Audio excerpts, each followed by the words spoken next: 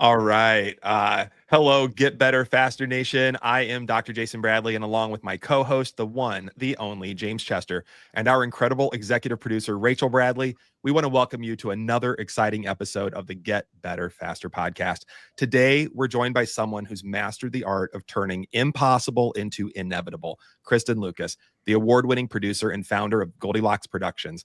She's the woman behind the All They Can Say Is No movement. I cannot wait to talk about that. Teaching people how to ask boldly for what they want and transform rejection into rocket fuel for success. Kristen has produced award-winning films, built a media empire celebrating badass women, and perhaps most importantly, she's cracked the code on how asking for what you want can literally heal your relationship with fear, failure, and your own potential. Without further ado, Kristen, welcome to the show. Thank you. I'm so excited to be here and to share some of what we've already kind of, I've been sneak peeking some of these things out because I have yet to write the book, but I am building the movement. So thank you. Thank you for that. I already want to pre-order the book. I'm just going to put that on the table right now. But I better get to writing. Yeah, I mean, and like I said, I'm so excited to dive in. Thank you. Yeah, Kristen, it's my first chance to get to learn about you and see what you're up to. So I'm really excited to share your knowledge and your wisdom with our audience today. It looks like you've mastered the craft of getting people to ask.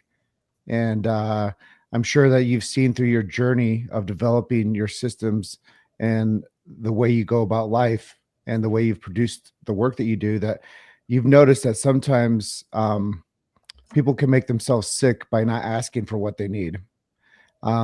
And through your personal breakthrough moment, when did you realize that asking bold was the way to go with your life? Well, kind of by accident, to be honest. I was the quiet middle child of the family, the creative one that was down in the basement with the records and the coloring books. And I really kind of came into this really just by wanting to do something that is not a normal path. Being an independent filmmaker who did not go to film school, traditional film school. I went to grad school for screenwriting, but that was like much later. I just had to figure it out. And I always tell people LinkedIn is my Facebook, and I really use it in a way to network and to just ask, because all they can say is no. And so if you don't send that email, you don't send that DM, you don't just ask the question, hey, will you come to my event? Hey, would you read my script? Whatever it is, it just kind of became a thing that I said. All they can say is no, because really they can ignore the email, they can delete the email, or sometimes you actually get a response and then you just follow it like any kind of journey. I think, and somebody recently that I was talking to talked about relationship and what that, like, relationship equity, I think they called it. And really, the more you invest in the relationships, the more your network, the more you can do. Like, every time you show up at an event, or whether it's virtual or in person, look at how we met, right? By chance, I was told, oh, you're going to speak at the mastermind. And before I knew it, I was up on the stage. And then from there we met and had further conversations. And so it's just every opportunity that you get to interact with people, learn more about them, they learn more about you, they kind of file it in their mental Rolodex. And then later on, when you come back and say, hey, will you come on my podcast? Hey, will you speak at my event? You've built up that equity to be able to do the reach out and maybe have better success. Yeah, just listening to the whole thing, we lost a guy recently named Steve Sims. Amazing man. I had a chance to speak with him down in Puerto Rico, and he told me one time, and I repeat this over and over and over, and I realized when you were going to be our guest today that you're in alignment with his message. He would tell me that you get everything you don't ask for. It's so basic, right? It nailed me though. So Yeah. it made me more bold, and I'm already a bold SOB. Like, I'm going after it. Well, and I'm a badass producer, so I guess we're in the right company. It's that, I think it was like Michael Jordan, or I'm not like a big sports person. You miss all the shots you don't take. That's Wayne Right. Gretzky. I'm kind of Wayne in that Gretzky. same lane, and it's something so basic. I feel like we all got taught algebra and all these things that, like, I don't know about you, but I've never used algebra in my real world. I know, I'm sure there are some people that do, but I really feel like they should teach networking as a skill, and like, and how to build your empire of equity in people and relationships. Think about how many times I got a job once that I didn't apply for from a LinkedIn DM that just came from like a DM to somebody who was an alumni from the school I went to grad school from. And then it's like they circle back. And so as long as you're just constantly kind of, it's like twofold. It's like networking and asking. Those two things together is really where I've had my success. And so I think it's just something that people need to be empowered with, even though it's so basic and obvious, but yet not, because of the fear, I think, and security, maybe. It's funny because like I said, I was the quiet middle child. And when I talk to my parents now that I'm like an adult, my mother's literally like, "Where's my quiet middle child?" And I'm like, "She is back at 33 Felton Street in the basement." Right. Because once you want something, I wanted to make movies.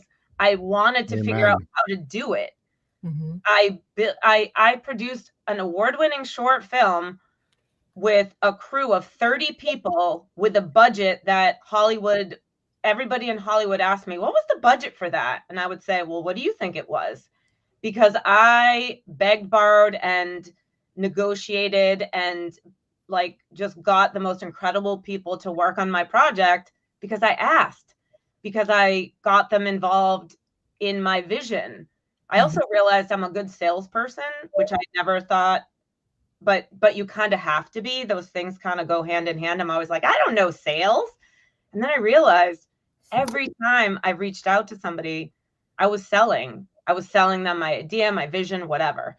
Yeah. And when you're passionate about something, it's just that much easier. I think, yeah, absolutely. And I think that the passion behind your projects, it speaks volumes. I want to hop back just a nanosecond, because you brought something up that I had just kept in my notes that I was going to bring up later, but since you brought it up now, I'm just going to go there.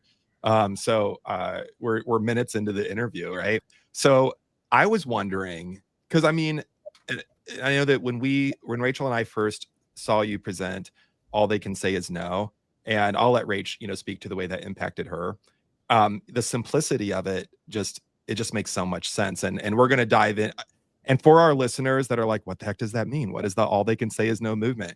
Here's the great thing about it. It's kind of like when people ask me what the Get Better Faster podcast is about. I just say, what do you think it's about? And then they're like, I don't know, getting better faster. And I'm like, exactly. So it's kind of like, what's the All They Can Say Is No movement? I'm like, well, what do you think it's about? The beauty is in its simplicity. But here's my question, Kristen. Since it's so simple, why? Well, my original question, but you already answered it. Why don't people just do it? Why aren't we just all empowered to just ask for what we need or want or think we need or want? And of course, you already said it, but it's a fear, and probably a fear of rejection. And I wonder, what was your defining moment when you just decided, we all have that fear. I mean, I think every human being that's alive and has contemplated this probably has somewhere within them some fear of rejection. And I know that for me, that's held me back in different areas of my life. I'm wondering for you, when did you just kind of say, screw it? All they can say is no. Tell me your breakthrough moment, the moment. Yeah. And it's multi-layered, right? Right. It wasn't until, I think I told you guys this a couple months ago, I was brushing my teeth one morning, and that's kind of when I have my best thinking, because I have a moment to kind of rest in the shower, when I'm driving to take my dogs for a walk over at the lake, or when I'm brushing my teeth. Those are the 3 times that things just kind of flow. And I was brushing my teeth, and I don't know why, I was like, all they can say is no. And as I was brushing my teeth, I was like, that's an incredible name for a book. And I've been trying to figure out kind of the next thing for me and telling my story and my journey. And all of a sudden I said, that's an incredible name for a book. I'm still brushing my teeth, mind you. And then all of a sudden I was like, I'm going to go see if anyone's ever written a book called All They Can Say Is No. So I ran to my computer, looked it up on Amazon. And in fact, no one has ever written a book called All They Can Say Is No. So I immediately went to GoDaddy.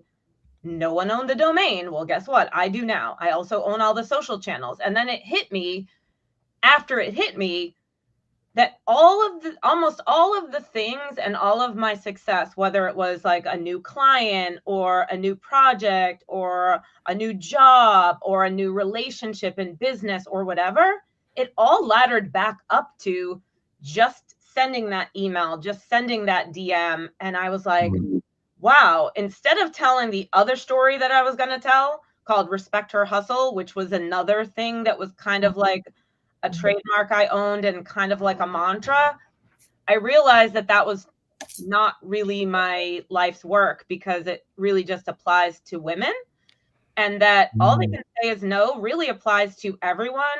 And it could literally be a masterclass to teach people at any age about anything, personal, business. It was just so broad that it just really spoke to me, because I think I can tell the stories of the simple things where I found success. Here's a prime example.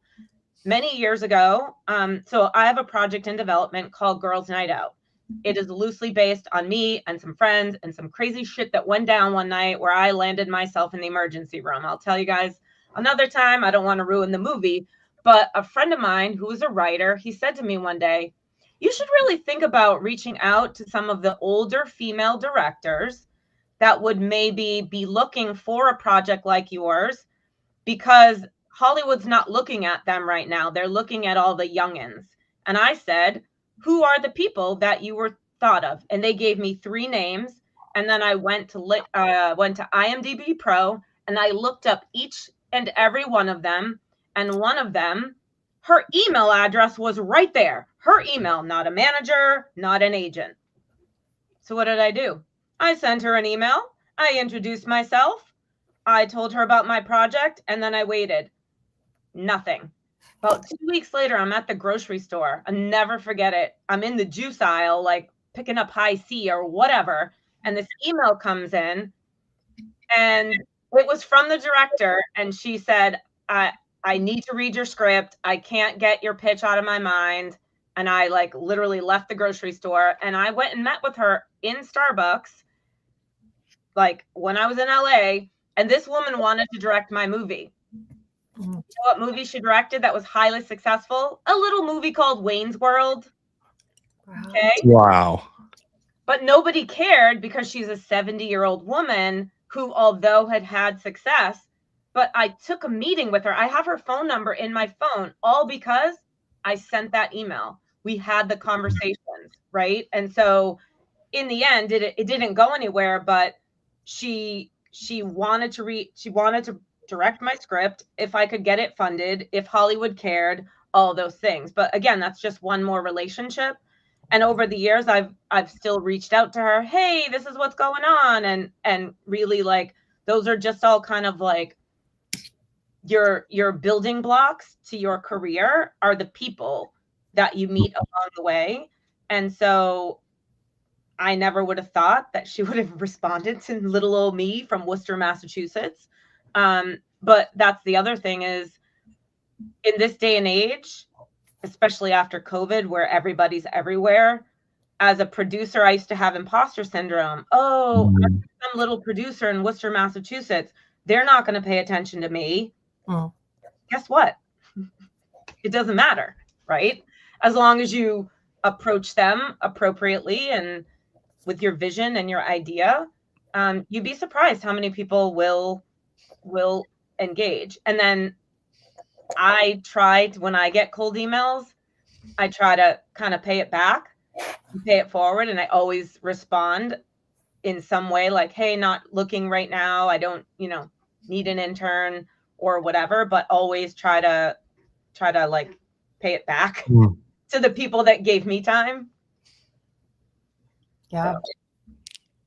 Thank you for sharing that. That's great. I heard it. All I can say is no. And for me, I always think I can do it all. I can do it alone. And I don't need to ask anybody for anything. So yeah, it comes from a place of fear. Right. And so I loved hearing that. And it definitely is very empowering. So I'm super excited to read your book. And, I found, we had a larger business and it's smaller now. But I've found that like through collaboration and leaning into, the opportunities and really saying yes to life and the things that come your way, is ultimately like how we all get better together. Right. So yeah, really appreciate. Yeah. Well, even that day getting on stage, Marley said, I was in town and she said, hey, I'm going to have you speak at the mastermind. I'm like, about what? That's like not my thing, right? Getting on stage. However, I, collected myself and was like, oh, I'll just tell the story of how we met, because the way we met was a DM that all she could have said was no. And I DM'd her and said, hey, I should be your brand manager. And now I'm standing here at your event. And so it's too good of a story not to share, because it's proof of exactly what I'm trying to teach people, right? Well, and I think it's, sorry, Chris, I didn't mean to cut you off at all. I think it's like that whole story is still developing. I mean, there's like some really cool pieces of the Stephen Marley story. And just for our listeners, are like, who's Stephen Marley? Yeah. Stephen Larson and Marley Jacks, who just got married, was it Friday? At the wedding that literally broke the internet. I think it was an incredible event and just amazing people. I could go on and on about that event. But I mean, even at that event, I mean, it was developing of you helping them tell their story. And I mean, I don't know where you are that you can talk about that, but I mean, it's exciting. Yeah, I mean, there's some media that's about to hit. We shared some exclusive photos with an outlet, and yes, it's getting very exciting. And when we were all we did a debrief meeting yesterday with the wedding planner, who we just met at the beginning of June. And it was so incredible. Again, from a wedding Facebook group, there was another group that we had met with that just wasn't the right fit. And we realized we just need to find somebody who's willing to take on this assignment. And Lisa, she said yes. Again, all they can say is no. Hey, we have this crazy experiment where we're going to sell tickets to their wedding and we're going to get sponsorships and do a 3-day event and a biohacking brunch. And at every step of the way, we said yes to Marley and Steve and to their idea, and we're along for the ride. And look at the magic that came out and the energy that happened at that event. Another prime example, the wedding cake. I don't know if you guys know this, but Michelle Sohan came in from Jamaica again through a DM. She DM'd Marley. I said to her in the kitchen on Friday, how do you know Marley? Oh, well, I followed her. So again, a simple DM. She saw Marley's content and said, I should make your wedding cake. And then here we all were. And it's just the prime example that people need help. They need support. And all they can say is no. So it's like, it's so basic. Kristen, it's so true. And I know I don't want to take all the interview time, but I just want to say about this project that again began as, this all they can say is no between you and Marley. And, now you're in PR, now you're doing this. And that wedding, just so our listeners understand, again, it's a wedding. Conceptually, they sold tickets to their wedding, but rather than just, they took all their profit, any profit that could be, and donated it to Village Impact to help with schools, educational materials, teachers, building classrooms around the world in Africa. And they raised over $134,000 at their wedding to contribute to this incredible non-for-profit. So, I mean, and that all kind of began and has still taken off to what it's going to be because of all they can say is no DM. And it's just, to me, it's mind-blowing. I mean, well, it's a Facebook post, right? Marley posted on Facebook, hey, I'm thinking about selling tickets to my wedding. There was all kinds of, people that didn't agree. And it's like, being disruptive and finding your people, that's what was really magical, is that the people that didn't understand what she was trying to do and weren't aligned, they weren't for us. And then we went and found the people that were. And I think the proof was in the 3 days, and how beautiful it really was, which was a testament to their incredible relationship and the people that surround them. So it just felt really, really good to support them and be there with everyone, including you all. Oops, my speaker. But yeah, so it's just magic along every step of the way. Every time you turn around, it just feels good that people are kind of showing up, and it's just simple. Yeah. I'll ask this question and then I'll hand it off. Kristen, back to you, and then maybe a follow-up question to Rachel. You know, and again, I can only speak through the lens that I have, which is a very, male dynamic. I mean, that's the only experience I have on the planet, right? And I know how hard it is for me to ask things sometimes. And yet I have a feeling, and Kristen, I'll ask you this, and then Rachel, I'd love to hear your follow-up too. But I wonder if as a woman, if it's even harder to like ask. I don't know what I'm exactly saying here, but it seems like I carry a privilege with me of being male, that I maybe am expected to ask things. So it's not out of character, but I just wonder about your lens about the all they can say is no. And Rach, I'd love to hear your perspective as a woman on what this means for you. Well, especially in a male dominated field like the entertainment business, it definitely, you are the minority in lots of ways. So yeah, I think that when you want something so badly, it doesn't matter.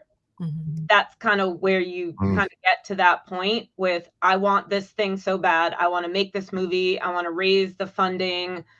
I want to put this project together. Maybe I just got to the point where I just wanted it so bad that what did I have to lose? Who's going to know that I sent an email to the head of Paramount Studios and he ignored me? No one. Yeah. Right? Maybe was your ego going to be hit? I think probably, like, as I grew older, the more bold I got, as the more confident I got, and the more I wanted to be in this world of entertainment, right? And then once you know you belong, then you want it even more, because then you get that taste of success. The entertainment industry is like no other, I mean, they say there's no business like show business. I mean, no business I know.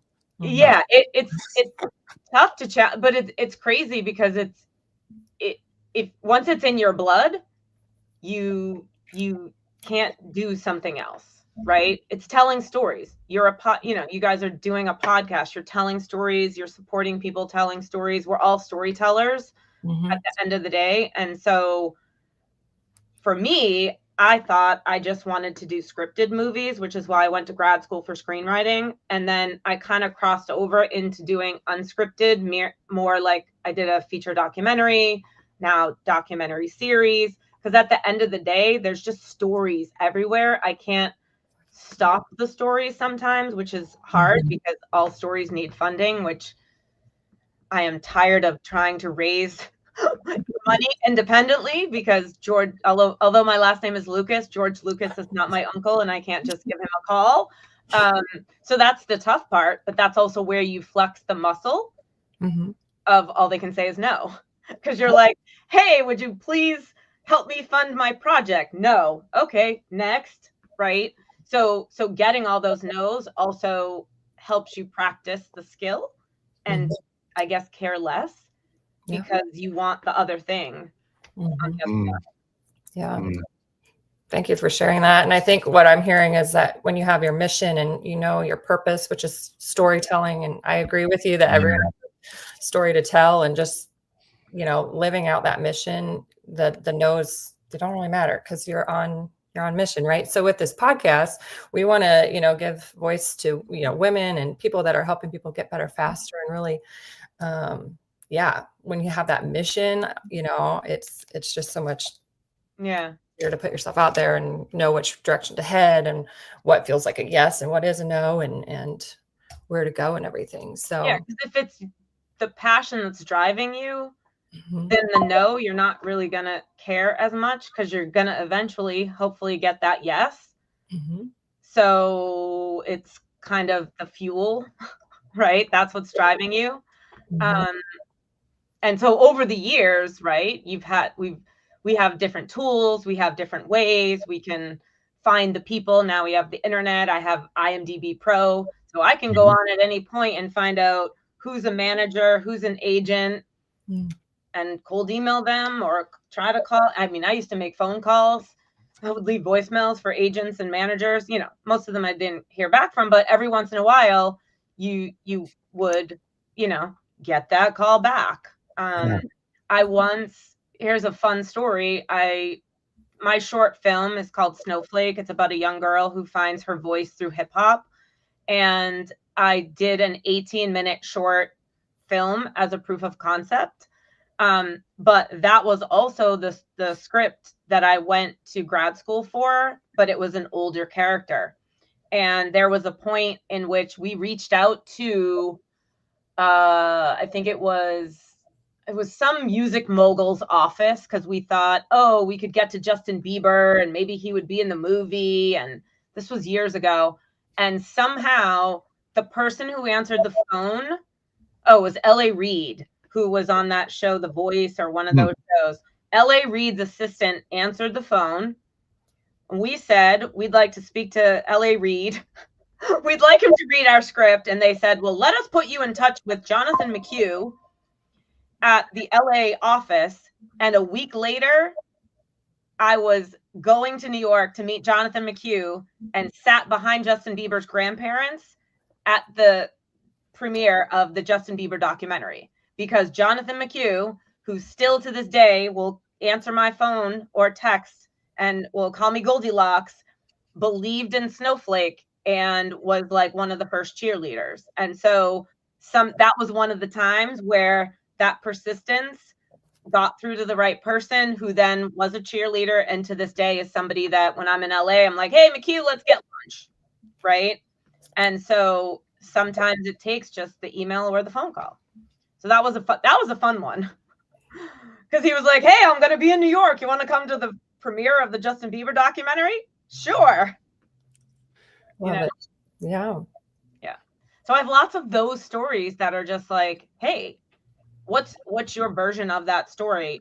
And maybe I'm going to have a coaching program someday. I'm not really quite sure, or a membership or something, where I really want to mentor like the younger generation of the entrepreneurs. And I also work with influencers and like to help them figure out, right?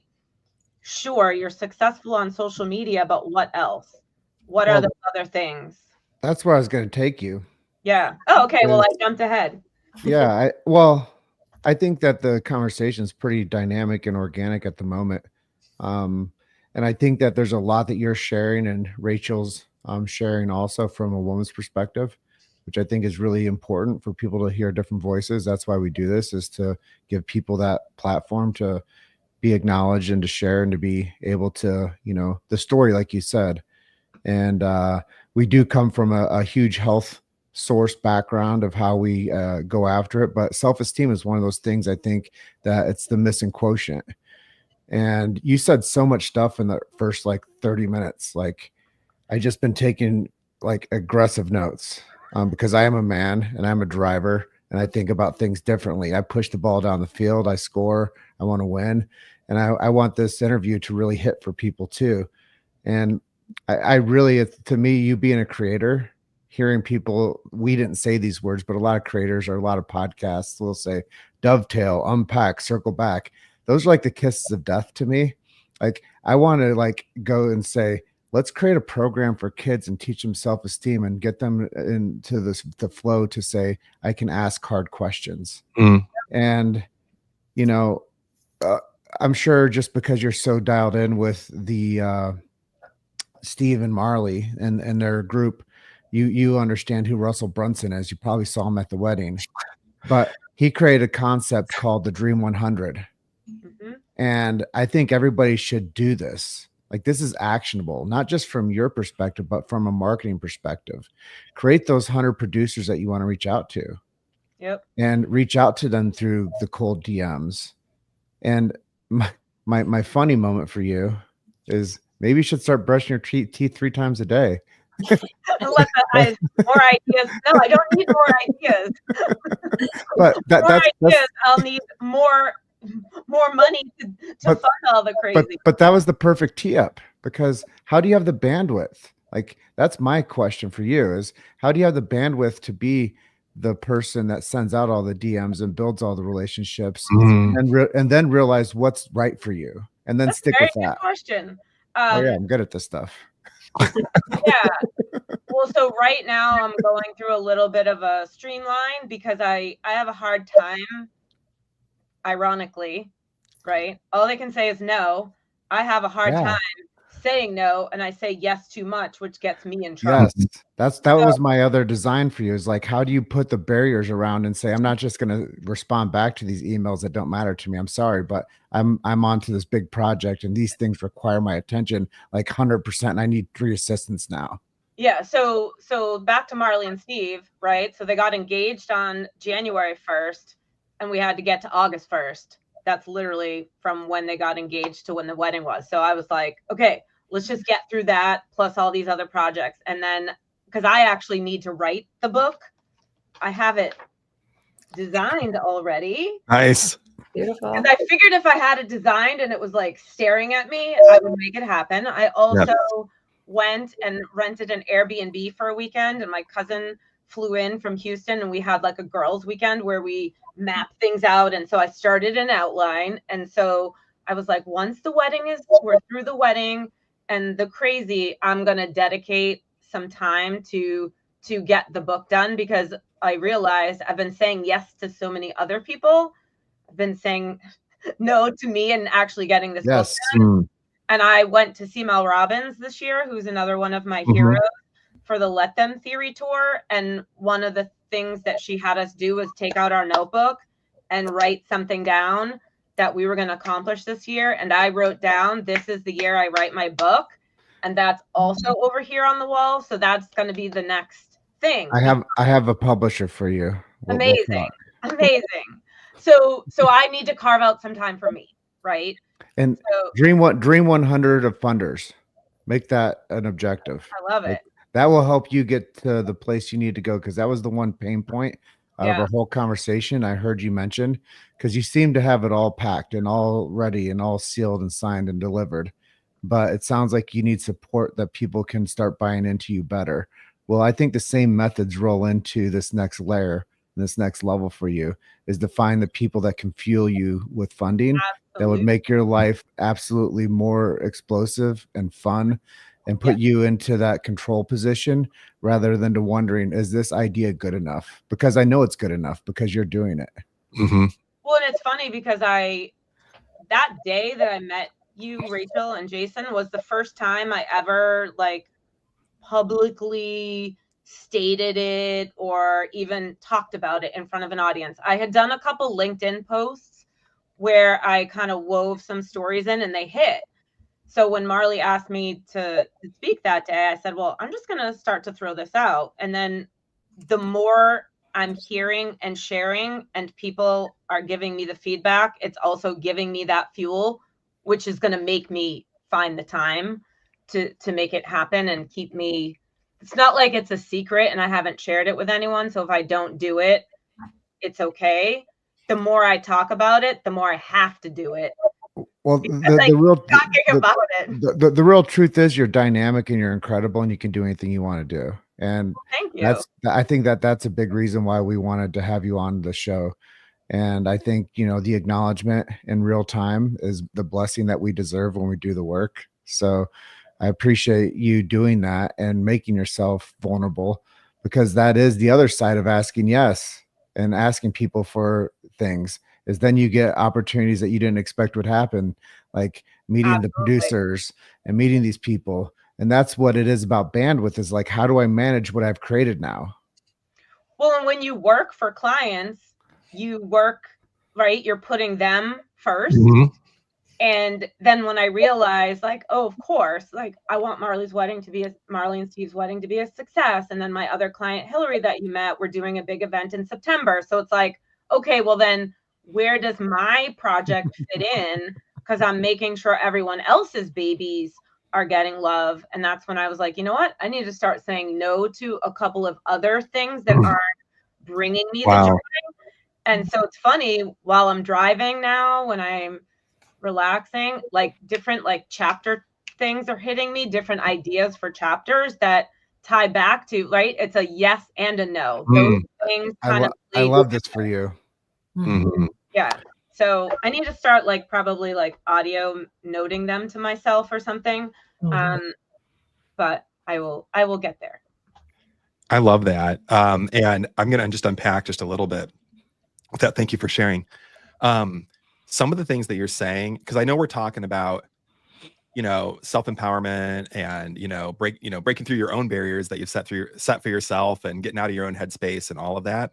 And I can't help but think of, and then, James asking about, bandwidth and how do you navigate it?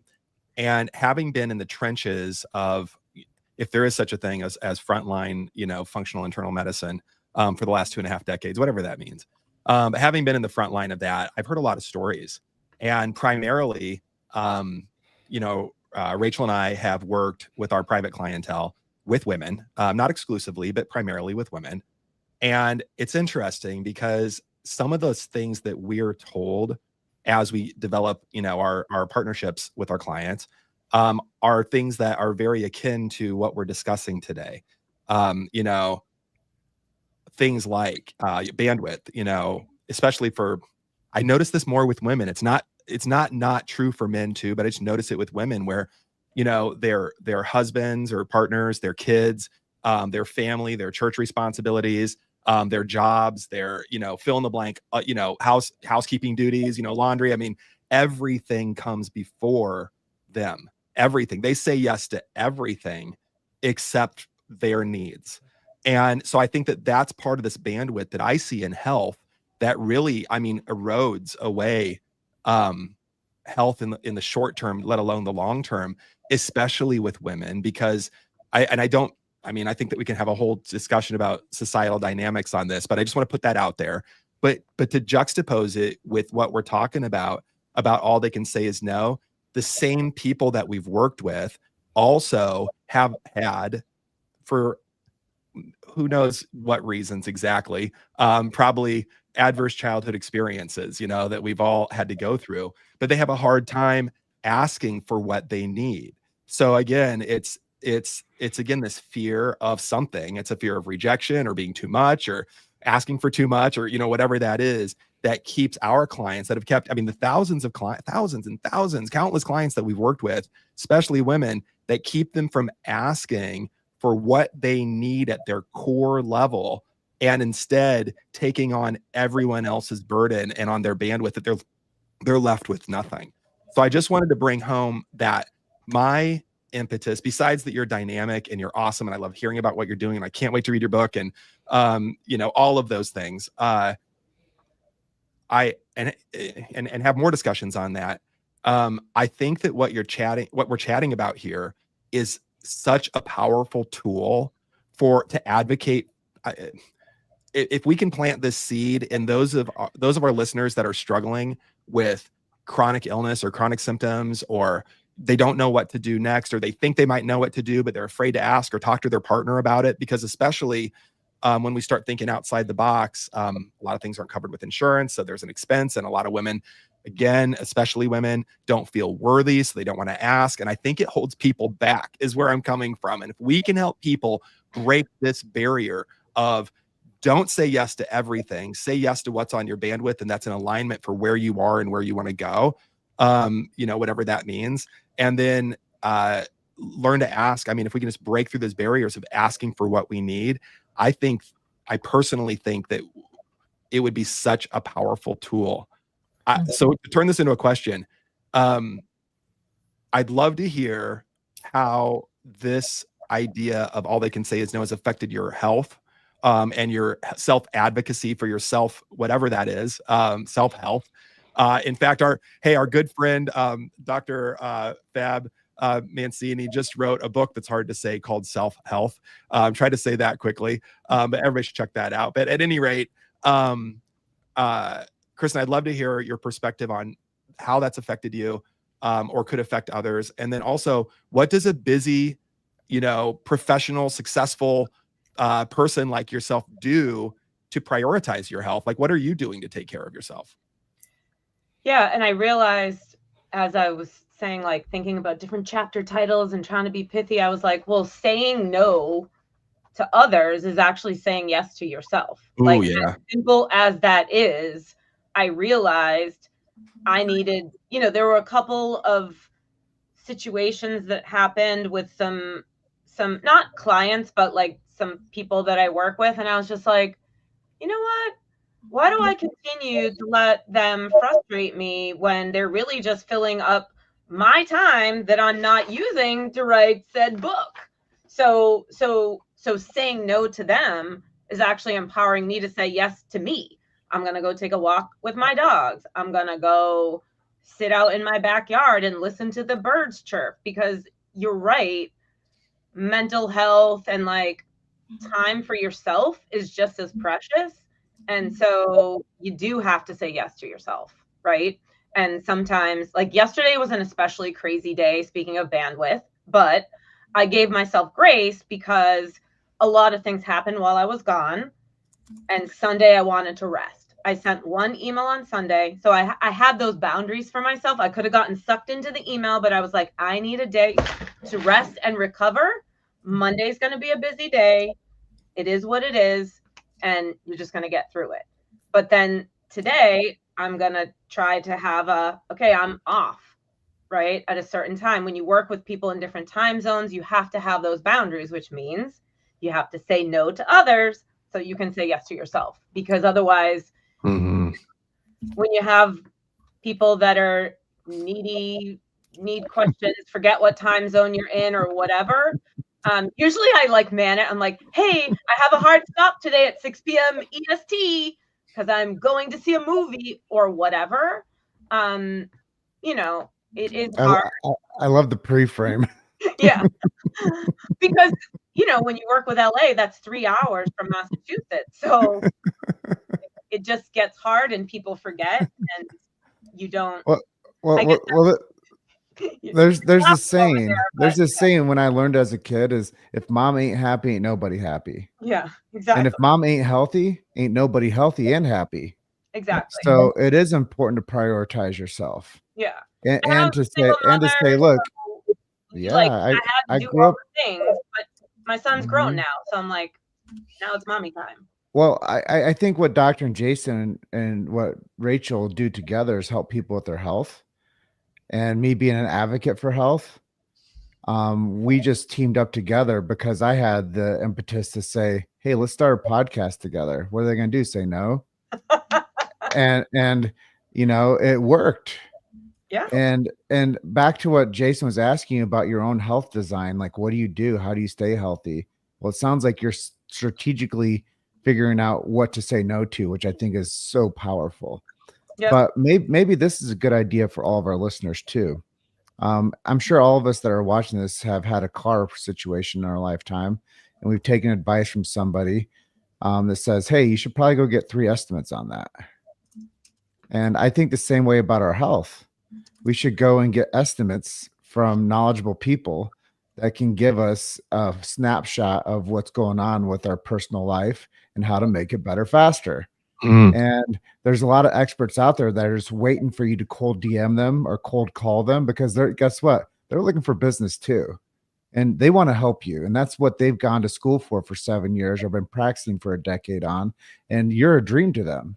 So I think that that's a good thing for people to think about too, that have busy lives, that are out there, that are creators, producers, developers, business people.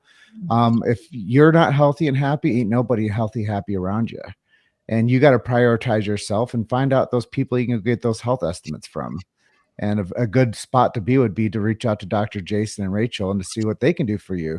Because I do think that there's a lot of people out there that are just saying, I got to do this next thing. I got to make the next post. I got to send the 30 DMs today. I got to follow up with the past 30 DMs that I sent out for. I got to find funding for this thing. And then before they know it, they're still texting, looking at a glowing screen at 10 p.m. at night. And they're like, I don't know if I'm going to brush my teeth and shower today. Well, it can all be overwhelming, right? So what I did, because actually I have been on a like focus on health, got my labs checked. Good for you. I work with a company called Joy Wellness, and amen. Through one of my clients, and through that, I was like, oh, I would like to get my full labs, check my hormones, all of that. So it can all be overwhelming, except if you just do one thing at a time. Because if you try to do it all, you're not going to do it all. Right. So like last year, starting in say October, I think it was like the end of October, I was like, okay, now time to focus. So I got my labs checked, started like focusing on eating, drinking. You know what's in here? Coffee and protein. So you change the habits that also will make you feel better, but you just can't do it all at once. Right. And so since the end of October, I've lost 39 pounds. Yes. Got my what is it? Estrogen, progesterone, testosterone thing getting all, evened out and feeling amazing. Good for you. But I couldn't do it all at once. I had to do like one thing at a time. Now the next thing, start building muscle, lifting heavy shit, as my client, Dr. Kelly, says, right? Because but it's like the more I hang around with people like you and Steve and Marley and all those biohackers, our health is the thing that we need wealth. To in the it's most. Our wealth. Yeah, that's all we have. Yeah, we say, what's really interesting? James has said this a number of times to me recently, and I saw in my social feed, this came up about a year ago, and I'm like, there's James creeping in, but it also crept up 6 years ago and 8 years ago, James. And it's the quote where you remind me that a healthy person has thousands of dreams, but a sick person has one, and that to be healthy. And I mean, like literally, having surrounded ourselves with entrepreneurs and high level thinkers that want to literally change the world, I think the reason that so many of us get into biohacking and optimum functioning and fine tuning everything that we can and data driven and all of that stuff, all of it is because we know that, just coming back to what you're saying, that our passion and for our mission is so high, but it's only going to go as far as my personal health focus, intention, attention can go. And if I don't prioritize myself, it ain't going to happen. And then coming back to all they can say is no. So many of us in this world, I think everyone at the wedding, I'm kidding, but everyone in this world, we put so much pressure on ourselves and we just want to get it done that, and I don't know about everyone on this call, but I know for me, sometimes I'm like, I'll just figure it out myself and do it, because by the time I explain to somebody that knows how to do it, what I want done, I could just figure it out myself.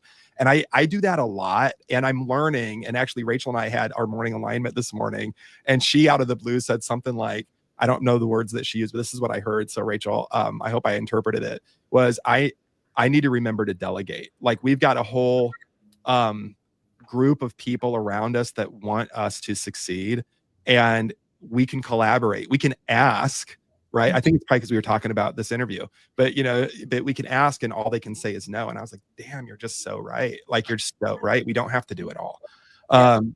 So at any rate, I don't know where that meandering took me. It is about passion, and it is about just leaning in and asking for what you need with your health and advocating for yourself. And I just think it's so important. I think it's lost. And actually, the more I'm hearing us speak, the more and I can't remember who said it. I think it's been said a couple times, but I wish they would have just taught us when we were young that, and not just lip service, hey, if you need something, ask for help. But I mean, the real social conditioning that goes behind that, like, hey, it's actually okay to ask for help. In fact, your life is going to be better if you ask for help, and also teach people sovereignty and to lean on their own. I mean, it's a fine balance. And give practical examples of how Right. different people Right. have done it and been successful. And then when we're rejected, we teach those young kids nervous system regulation, and that it's okay to be rejected and it's okay to learn to self-regulate, and I don't know what else we're learning in kindergarten through 12th grade, but I think if we just learn those things, how to take care of ourselves with health and how to do something with money, like just organize our money. I think everything else we learn, it might be superfluous, if I'm saying that word right. But at any rate, let's not get us started on the education system. Yeah. Right. But what can we do to help change that, right? A couple years ago during COVID, I thought, oh, maybe I'll start a nonprofit and teach kids how to take their stories and do things. But it's like, that takes funding and that takes a team and that takes, right? So like, it's also in line with like what Marley and Steve are doing. It's like, get rich, give back. Like, you all want to make money, but it's like, I don't need more money to buy a Lamborghini or to buy a bigger house. Like, I need more money to tell more stories, to have more impact, to do more things. And that's where I'm attracted to people that are in that alignment. And I think who we were with this weekend, and who, the more you hang around with this group of like-minded entrepreneurs, you can't not drink the Kool-Aid and follow suit. And then everybody's kind of like growing and winning together in this kind of magical way.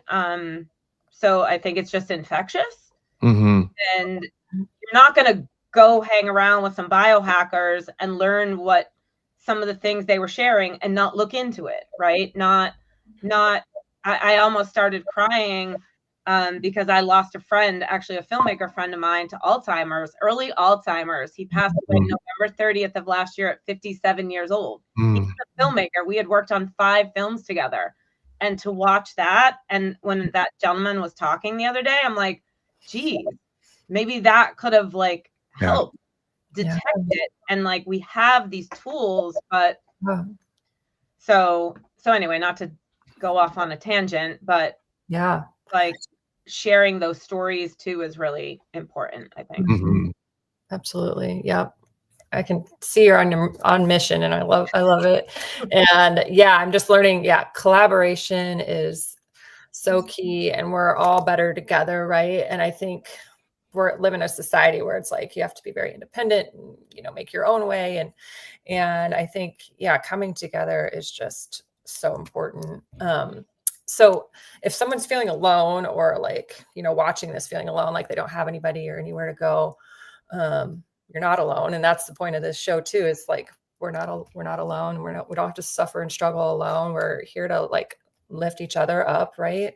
What would you say to someone that's feeling alone right now, or like they don't know where to start with like asking for what they need? What would be like a good way to like start kind of like leaning in? I mean, for me, it's just start, right? Like, all they, not to keep hitting it, but like all they can say is no. Now, I would say, what are you afraid of? Are you afraid of rejection? Like, I'm not a psychiatrist, and I can only share kind of like what I went through. I just started putting my foot on the mat and reaching out and flexing the muscle. That's how you get stronger, right? So if somebody needs a friend, I don't know, go on Facebook, go find like an old friend or any friend, right? And just start, because what do you have to lose, right? If they don't respond, move down the list. There's lots of humans out there that are looking for connection and want to help people and want to be a part of a project, a mastermind, a whatever. And sometimes it's like, when I think about some of the people that I've met, I didn't know I wanted to come on the Get Better Faster podcast, but I met you all and you asked me, so I'm showing up. But I don't know what you, right? And that's decision ever, by the way, well, so like, it's like all they can say is no. Sometimes you just have to show up. Like there's all these little like catchphrases that are so basic, but when I think about them, they apply. Absolutely. How many times, like Marley could have said, "You're getting on the stage," and I could have said, "No, I'm not." Mm-hmm. But instead, I did it because I was like, "What do I have to lose? I could screw up. They could laugh at me. I guess maybe I have thicker skin because I'm more grown and mature and I Mm-hmm. whatever." But that came from trying things and failing. Like that's the other Mm-hmm. thing. It's like I failed a lot of time, right? You're not learning if you're not failing. So Mm-hmm. there's all those like sayings Wow. that are not mine that I truly believe in. And so you only get stronger when you flex the muscle. And so if you don't ask, then you're not going to learn. So I want to say yes to all of that. And I think that you just, I know that you said I'm not a psychiatrist, but that's what makes what you're saying so brilliant, because you're not pathologizing emotion. Like I'm not picking on that branch of medicine, but you're not pathologizing it. We're acknowledging that there might be some anxiety or some stress around it, and that's a normal human emotion for people to have that we don't need to medicate. And we're talking about really Gestalt therapy, which is go and approach it and just do it. I mean, and then accept the rejection. Like all they can say is no. I mean, it's it's not going to kill you. I mean, and pulling in old expressions, what doesn't kill you makes you stronger. And it's true. Every time that we approach the fear, the rejection in this case, and we navigate through it, the stronger that we get. And I just really appreciate this, because it's, the movement that I see you creating with the, all they can say is no. And the book that you're writing, I mean, it's so applicable. It's not just business. It's not even like a micro niche of like the film industry. I mean, it's kind of the lens, but I mean, it's not that. It's not business, but it is. It's not, relationships, but it is. It's really about finding your core self and loving that core self enough and believing in that core self enough in your vision, in your mission, to say, you know what, I'm going to go for it. Like James said earlier, I'm a dude and I'm going to go for it. And that's just what I'm going to do. I just love that you've put this together, and I can't wait, like I said, to read your book. I just want to put that back out there. Yeah. It's so, no pressure. Well, I want to help you create the book, so I'm already putting my hand up. Let's I'm talk. I'm already putting my hand up and saying, "Hey, we have solutions for you." Amazing. And I think that Jason, what he's saying there is so spot on with what everybody else might be feeling or thinking. And what Rachel said too, there's lots of people out there that are lonely that don't give themselves permission, and they don't know how to make friends, or they don't want to reach out because they're fearful of they didn't do shit. And they get to this point in their life that they're like, well, what if I have to show up and tell somebody what I'm up to? I'm not really proud of that. So I think that you're super proud of the things you've done. And Rachel and Jason have done amazing things in this world. But there's a lot of people out there that'll be watching this or listening to this that are going to be saying, damn, I need to watch and listen to this lady talk 100 times because she did the thing that I need to do. And this is the play. I screwed up plenty. That's I know. But this is the playbook for people to follow if they feel like they're not good enough, or they didn't do it good enough, or their self-esteem sucks, or they're afraid and they feel like they're in an abusive relationship. But I didn't always have this. That's I know. The thing. It's like my screw-ups. But that's why we have you on the show. How long does it take to be an overnight success? Right? James always says it takes 25 years to be an overnight success, or something like that, so that's why we have you on the show, because you are the example for other people to figure it out. Yeah, but it's not easy. Like that's the thing. That's the other message, I guess. It's like maybe I'm making it look so easy, but I'm old and I've been at this a long time. Amen, and sure, sister. Do I compare myself to, so let's use the film industry. Are there female filmmakers that I know that are younger than me that have bigger, more credits? For sure. But my journey is my journey, and I like my journey. It's my journey and it's unique. I am the only producer that I know that's a producer that also works with influencers and manages their brand partnerships and has podcasts. So it's like I've created this hybrid thing, but I've worked my butt off to get here, and I'm old. I'm not 29 years old, right? So it took me a long time to get here, and I worked in corporate America until 2019. So like I had the safe day job as a single mother because I had to pay the mortgage. And in 2019, right before COVID, that's a whole nother podcast, right? So for the last 5 years has been this like living this true self of these entrepreneur person that you see in front of you. Sure, I always had my company on the side, but you know, it's not easy. Trust me, I've made lots of mistakes. I own those mistakes. Yeah. I always tell the people that I'm consulting with, or my kids, depending on, you know, exactly what it is, that I've made plenty of mistakes. And part of my job is just to guide you to not make the same mistakes so that you can make your own grandiose mistakes, you know, and then we'll work through those. Because Exactly. I think the one thing that, I mean, you know, of course, in every field, there's, you know, younger, faster, newer, I mean, all that stuff. But I think there's something with experience and time and wisdom. I mean, I think there's wisdom that comes with years. And maybe that's just me because, you know, I'm not, you know, 30 years old anymore either. But I really appreciate that. And I know that we're on speaking of setting boundaries earlier in the call, and that, you know, setting, you know, call times and all that. I know that we have an end to the call time now. And like we promised before, when we were in the green room and got rolling, we're probably going to hit the stride about an hour or an hour and a half into the show. And since we're on a time crunch, you know, I would love to dive in deeper. I'd love it when your book comes out to actually have you back on the show and like even go deeper into this, into the psychology behind it, and all of that. So I just want to say, you know, thank you, Kristen. It's, you know, as a faith-based person, I know that God, the universe, you know, nothing is coincidence, and things conspire. I believe the universe conspires to bring us to the exact moments that we're supposed to be in at the exact time. And you gave that talk on All They Can Say Is No, and I have implemented it in my personal life and my relationships. I've taught it to our kids who are adults now. I tell it to everybody. I tell it to everybody that I can. Kristen Lucas, all they can say is no, you know? And so anyway, I just want to say thank you for radically, you know, empowering me and for being on the show. So thank you so much.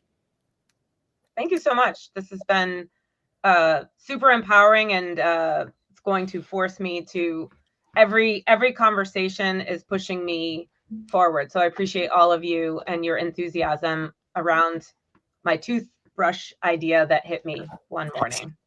Great. Remember, 3 times a day. But Kristen, you know, it's been absolutely transformative. I think a lot of people that are listening to us they could glean a lot of perspectives. And we're just regular people that refuse to be normal. And I think that's one of the coolest things is we refuse to take the status quo and say that's going to be me for the rest of my life.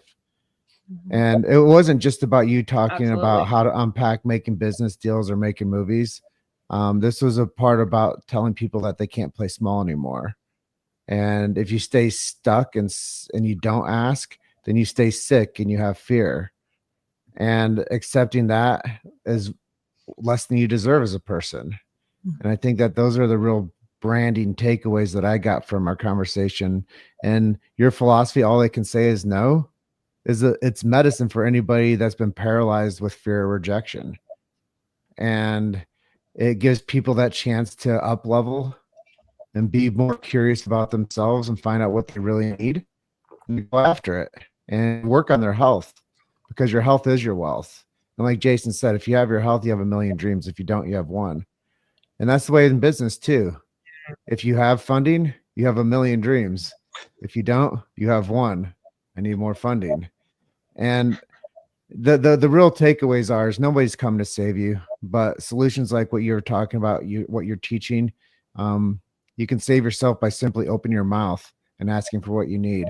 And that goes from kids. I know that's a really cool area that I think you should develop some stuff in, just because I think empowering the younger generation, will teach them that they don't need to know how to spell the word algebra.